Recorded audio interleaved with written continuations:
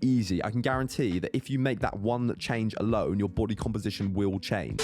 So in this video, I'm going to be reacting to how to get an aesthetic body and transform your physique, made simple by Mo Samuels.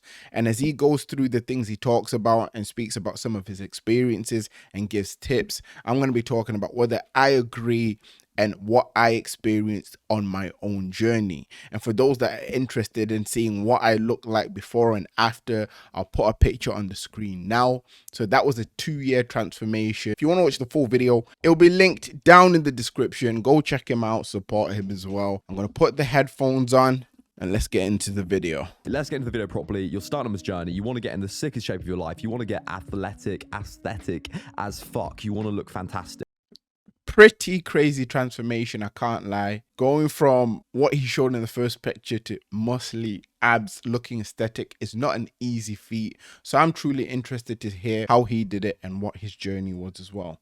So let's start with training. The first thing I'd say when it comes to training is don't fail before you have begun. 99.99% of people are not going to make substantial progress at home. You're going to have to do things that make you feel uncomfortable. And if you don't like being around people or you don't like going to a gym, whatever, fucking deal with it. Go to a gym, and not just any like pussy, like nice guy, like soccer mum gym. Go to a proper gym, and it might be a bit more expensive, might be a bit further away, it might be a bit more inconvenient, but I promise you, going to a proper scary bodybuilding gym where you've got scary looking tattooed meathead guys there that are bold, like popping with roids that look like they're gonna fucking eat your heart for the protein. An environment like that is where you will make the most gains, I swear. Right, okay. So his first point is pretty much saying that you're not going to make the gains that you want by just training, let's say at home. It's better to go to a gym, and not just any gym like commercial gyms, but old school style bodybuilding gyms. So what are my thoughts on this?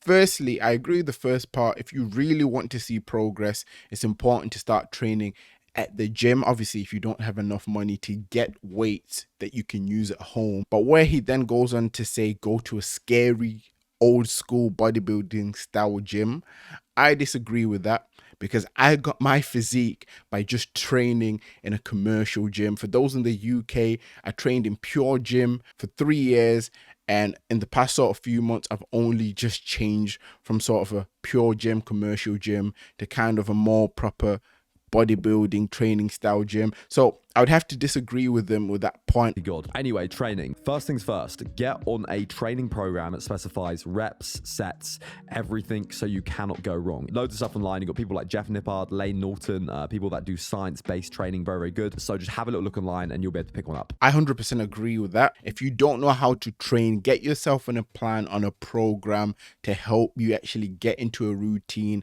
learn what you're doing and learn your body better. Once you jump on the routine, obviously you try a variation of exercises, and then when you find what works for you, what you respond to and enjoy doing most, you can then put that on your own plan and program. If you want a program that gives you a multiple choice or a various choice of many different exercises, you can check out mine in the description. It will help you get to where you need to get to quicker than you would otherwise. To train for 7 days a week. Anywhere between 4 to 6 is fine. I used to train for like 6-7 days a week, and what I failed to understand is the time when you're recovering, when you're resting, is the main time that you're growing, that is preparing you for those later sessions. So do not spend 3 hours in the gym. Right, so do not train for 7 days a week. Now, this is something I agree with. I mean, as of now, I train roughly 6 days a week. When I first started, I was probably in the 7 days a week. And one thing you learn the longer you train is that rest days are important. If you don't rest, eventually it will catch up with you and you will stop progressing in the gym, mainly because if your body's tired, you can't perform at your full potential. Therefore, you stop yourself from progressing. Gym, do not train for 7 days a week, because you're probably going to hinder your progress, if anything. If you're going to train 4 days a week, I'd suggest doing something like an upper lower split. 5 days a week, I'd suggest something like a push pull legs rest upper lower split. The splits that he's talking about, 100% agree with.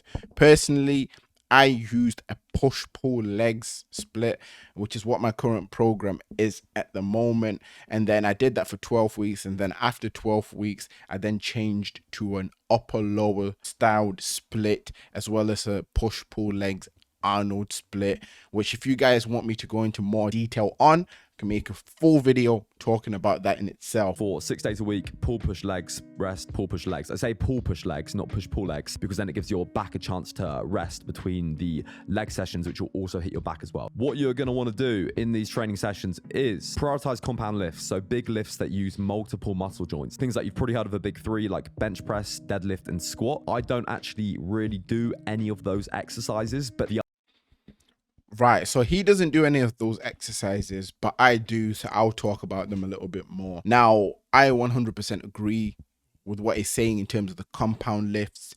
Since I started training, obviously, I didn't implement them a lot at the start. I benched fairly often, squatted fairly often as well, but I didn't deadlift at all in my 6 years of training up until a year and a half ago. Since putting the deadlift kind of in the mix, I felt myself get stronger. Training squats, for example, 3 times a week helped my numbers and everything else kind of increase a little bit. So compounds are a really good way to go when it comes to training, implementing them and progressive overloading on them fairly heavy, not 100%, maybe training 80% of your max at a time and slowly building on that will get you to a point where you do get stronger. And if you can get stronger, obviously you can put yourself in better state or in a better state to build more muscle. So compounds are the way to go. Behind it is correct, as in like you want to be doing big movements like that. So make those key in your training programs, your training routine, those big movements that you're using multiple joints for. And the most important thing over everything when it comes to training to remember is progressive overload. 100%. Make sure that you're increasing the weight on the bar if you can every single week. If you're a bit more advanced, it might be a little bit slower. If you've progressed and then you stop progressing on a certain exercise, then you want to swap out the exercise for something similar. Recovery is a massive one, man. And one of the most overlooked things by myself and 99% of the fitness community is sleep. Sleep is so important when it comes to gaining muscle and losing fat as well, which I failed to realize. You want to be trying to get at least 8 hours a night sleep. I probably get about 7. People differ. I 100% agree with that. Sleep is very important. Diet is another one which he may or may not talk about. I'll have to go through the rest of the video. And another one that not too many people talk about is cold therapy. Now, when I say cold therapy, I'm talking about cold showers, ice baths, probably, give more of a beneficial result. Doing cold therapy will allow protein synthesis to start slightly quicker. Prioritize recovery, prioritize sleep, because it's those moments when you're not training, when you're recovering, which is when you can actually repair the muscle and grow. Next up, we have diet. So if they say you can't out-train a bad diet, and I completely fucking agree with that. You cannot out-train a bad diet. There's a saying that says, abs are made in the kitchen. And I 100% agree with that. Anyone who's looking to get a good physique, who wants to get abs, you cannot, like he's saying, escape a bad diet, and you will not get the abs you want unless you're actually putting in the work in the kitchen to diet, to make sure that you are in a calorie deficit. Obviously, if you're trying to lose weight. Looking at Hamza for his video that he made, and he was like, bro, I out-train a bad diet. You can't out-train a bad diet. Balls. Obviously, if you eat like one... If you have a bad diet in the sense of you have one unhealthy meal a day and then the rest of the meals are healthy, and then you're getting your steps in, whether that be 10,000 steps a day, 12,000 steps a day, it won't be too bad, as you'll be making up for that. But if you're constantly just eating junk food, fast food, foods that are not good for you, then you won't be able to escape it, even if you're trying to do cardio on top of that, because the cardio you would have to actually do to make up for it will be so, out of this world, to a point that you might not end up doing it. One chip from McDonald's a day, like you're probably going to be fine. But if you're there having like a fucking Big Mac every single day, you're not going to look good, you're not going to feel good. So diet is very important. And that doesn't mean you have to live like a metaphorical nun when it comes to dieting. It just means that make sensible food choices, have your fun, go out for a meal, go out for a drink for boys, go to the festival, but don't do it every single day. So diet, how are we going to do it? If it fits your macros, so tracking macronutrients is really complicated, really time consuming. I understand that not a lot of people want to do that. So you are going to want to make healthy food choices and try and eat the majority of your diet from whole foods. Basically, the more like raw or whole something is, the better it's going to be. So anything from 3 to 5 meals a day, depending on what your goal is. In terms of the tracking macros, obviously not everyone wants to do it, but not everyone's going to get in the shape they want. Do you know what I mean? So if you really are about getting the physique you want, the shape you want, use an app like MyFitnessPal, which is free to track your macros.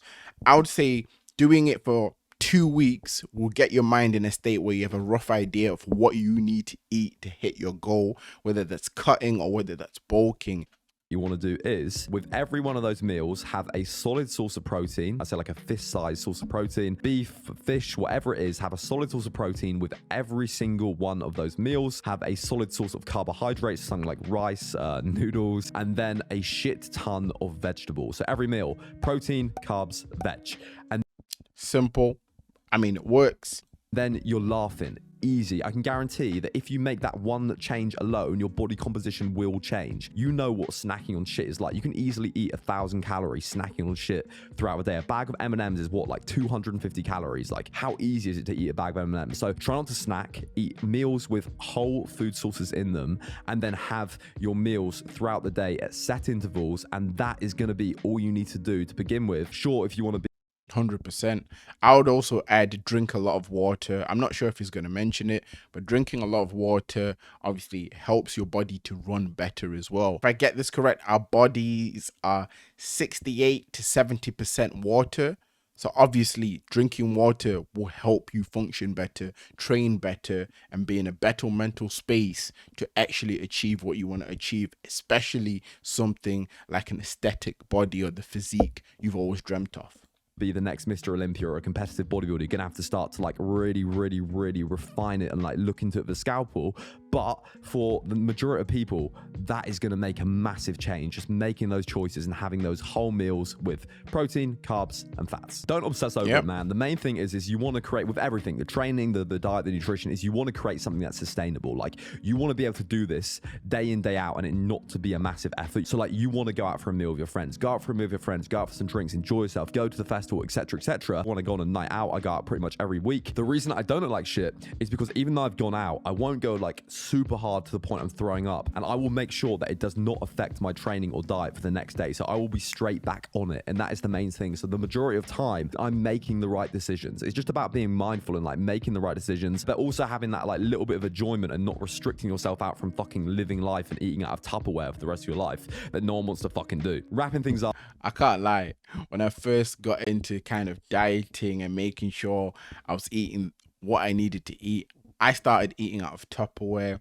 Obviously, you don't want to do that forever, but at the start, if you've never done it before, it will kind of help put you in a regimen. Supplementation is not essential, but there's a few things that I would recommend that you take. Number one is a high quality multivitamin. Number two is a high quality purified, or IFOS, fish oil, full of omegas, really good for you. Like, you need those fats, especially if you don't eat a lot of fish, really good to get. And then you've also got things like creatine. I would recommend taking creatine if you don't take it, but I've just started taking it recently. Absolutely not essential. And then if you really want to, scoop of protein powder after you work out to get some more calories in or to get your protein up. That is everything I do when it comes to starting out training. Yeah, in terms of the supplements, I agree with everything. So yeah, that's pretty much the end of the video there, guys. If you want me to talk more about my transformation in my own video similar to this, let me know down in the description, as there's other tips that I implemented, especially to bulk, and even when I was then cutting down, trying to get my abs to show. I can always talk about that in a future video. We won't stop till we pop. Like, comment, and subscribe, and I'll catch you on the next one. I'm out.